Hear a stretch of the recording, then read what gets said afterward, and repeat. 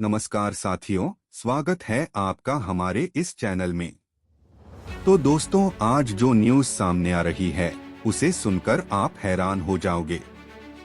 जी हाँ, ब्रिटेन ने अब भारत को ऐसी चीज दे दी है जिसके कारण भारत को टेक्नोलॉजी सहित इंजन भी मिल जाएगा। दरअसल दोस्तों, पिछले कुछ दिनों में भारत के पहले फ्यूचरिस्टिक स्टेल्थ फाइटर जेट को लेकर एक नहीं बल्कि दो बड़ी और शॉकिंग अपडेट्स निकलकर सामने आ रही हैं, जिसमें पहली अपडेट है कि निर्माण कार्य को लेकर और वहीं पर ही दूसरी अपडेट है एमका के इंजन को लेकर। और दोस्तों, मेरा यकीन मानिए कि इस बार भारत अपने एमका के साथ जो करने जा रहा है, एमका को बनाने में जो टेक्नोलॉजी का उपयोग करने जा रहा है, उसके बारे में आज तक किसी भी देश ने नहीं सोचा था, और अगर सोच भी लिया तो कर नहीं पाया। और इसके अलावा ही अब ब्रिटेन एमका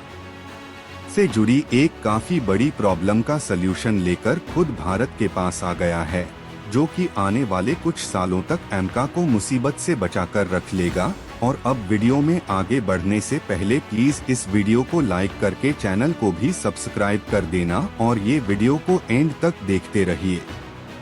तो चलिए बिना टाइम गवाएं आज के इस वीडियो को शुरू करते हैं और बात करते हैं हमारी पहली अपडेट की।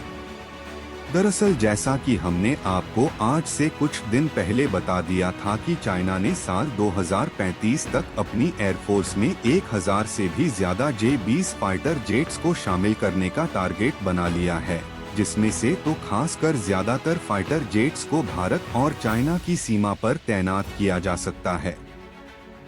और चाइना के ये टारगेट सिर्फ सुनने में इम्पॉसिबल है, लेकिन रियलिटी में नहीं है, क्योंकि दोस्तों चाइना हर साल तकरीबन 90 से लेकर 120 फाइटर जेट का निर्माण कर रहा है। और इसलिए तो भारत के ऊपर यह सबसे बड़ा खतरा था कि भारत 2032 या फिर 33 तक एमका को तो बना ही लेगा, लेकिन भारत की प्रोडक्शन इतनी ज्यादा स्लो रहने वाली है कि एमका क्वालिटी के मामले में भले ही से आगे निकल जाए, लेकिन क्वांटिटी में कभी भी चाइना से आगे नहीं निकल पाएगा और भारत हमेशा चाइना से दबकर रहेगा। लेकिन पिछले कुछ दिन ही एमका का निर्माण करने वाली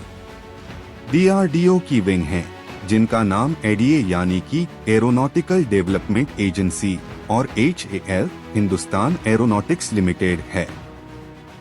इन दोनों ने मिलकर ये डिसाइड किया है कि हम प्रोडक्शन को अब सुपर डुपर स्पीड से आगे बढ़ाएंगे, और इसके लिए हम ट्रेडिशन मेथड जो कि CNC यानी कि कंप्यूटर न्यूमेरिकल कंट्रोल मेथड है, उसका इस्तेमाल नहीं करेंगे, बल्कि अब हम अपने एमका को एक नई टेक्नोलॉजी से बनाएंगे और इसका नाम होगा 3D प्रिंटिंग टेक्नोलॉजी। जी हाँ, इस 3D प्रिंटिंग टेक्नोलॉजी को फाइटर जेट की मैन्युफैक्चरिंग के लिए आज तक अमेरिका इस्तेमाल नहीं कर पाया, चाइना ने आज तक सोचा नहीं, जापान आज तक भी डिफेंस में 3D प्रिंटिंग टेक्नोलॉजी को लेकर सिर्फ सक्सेस नहीं हो पाया। उस 3D प्रिंटिंग टेक्नोलॉजी को दुनिया में पहली बार हमारा प्यारा देश भारत एमका के निर्माण कार्य में जल्दी इस्तेमाल कर सकता है। दरअसल बस हमारे इंजीनियर्स को 3D प्रिंटर में एमका के पार्ट्स के डिजाइन को डालना पड़ेगा, और दोस्तों कुछ ही घंटों के समय में 3D प्रिंटर एमका के पार्ट्स को बनाकर पूरे काम को खत्म कर देगा, और इसी के बाद में इन पार्ट्स को असेंबल करके एमका के प्रोडक्शन को तेजी के साथ पूरा किया जा सकता है।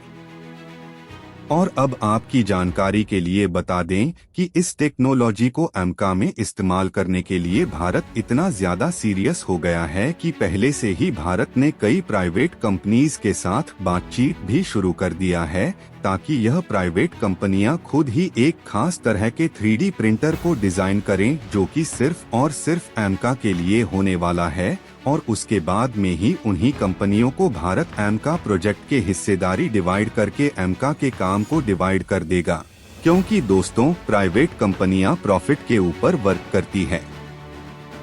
और तो और उन्हें प्रॉफिट तभी होगा जब वह कम समय में ज्यादा से ज्यादा काम करेगी। तो ये बात तो कंफर्म्ड है कि प्रोडक्शन को लेकर हमें आगे चलकर कम से कम बिल्कुल ना के बराबर देरी देखने को मिलेगा, और सारे टारगेट्स एक टाइम लाइन में रहते हुए अचीव किए जा सकते हैं। इसके अलावा 3D प्रिंटिंग टेक्नोलॉजी को एमका में यूज करने से हमें जो सबसे बड़ा फायदा होगा वो यहाँ है कि 3D printing technology traditional method के मुकाबले सस्ती तो होगी, साथ ही इसमें वेस्ट भी कम प्रोड्यूस होगा, जिससे हमारा एमका कॉस्ट इफेक्टिव तो होगा ही, साथ ही पहले के मुकाबले हमें एमका को बनाने में मटेरियल भी कम यूज करना पड़ेगा। बस हमें करना ये होगा कि हमें अपनी प्राइवेट कंपनियों को सही मटेरियल टाइम से डिलीवर करने होंगे। चलिए बात करते हैं दूसरी अपडेट की। तो ये अपडेट एमका के इंजन को लेकर है। तो दोस्तों, भारत जो एमका फाइटर जेट बना रहा है उसमें भारत सारी टेक्नोलॉजी यूज योर ओन करेगा, लेकिन इंजन हम दूसरे देशों के साथ मिलकर बनाएंगे और सबसे ज्यादा चांस है कि भारत अमेरिका के F414 इंजन को यूज करेगा, क्योंकि दुनिया में इसके जैसा रिलायबल इंजन और दूसरा है ही नहीं। लेकिन इस इंजन के साथ भारत को एक प्रॉब्लम आ रही है और वह प्रॉब्लम है सुपर क्रूज। अब सुपर क्रूज क्या है, इसे एक एग्जाम्पल के थ्रू समझते हैं। दरअसल मान लीजिए हमारा एमका एयर स्ट्राइक करने के लिए चाइना में जाता है और स्टेल्थ होने की वजह से चाइना को एमका के आने का पता नहीं, लेकिन जैसे ही एमका बॉम्बिंग्स करेगा वैसे ही चाइना को पता चल जाएगा कि उनकी टेरिटरी में भारत का एमका आ चुका है और तुरंत चाइनीज एयर फोर्स के फाइटर जेट एमका को पकड़ने के लिए रवाना कर दिए जाएंगे। अब ऐसे में एमका को बहुत ही तेजी के साथ वापस से भारत में आना होगा और ऐसे में एमका को काफी ज्यादा थ्रस्ट की नीड पड़ेगी, जो कि एमका का इंजन आफ्टर बर्नर का इस्तेमाल करके प्रोड्यूस करेगा। लेकिन आफ्टर बर्नर का इस्तेमाल करने से जो सबसे बड़ी समस्या आती है वो है फ्यूल कंजम्पशन की। आफ्टर बर्नर का इस्तेमाल करने से ही इंजन काफी तेजी के साथ फ्यूल खा जाएगा और अगर डिस्टेंस ज्यादा हो जाए तो ऐसे में तो हमारा एमका वापस से अपने बेस पर आ पाए।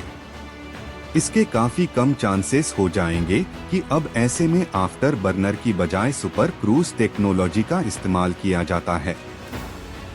जो कि बिना आफ्टर बर्नर का यूज किए सूटेबल अमाउंट में अच्छा थ्रस्ट जनरेट करता है।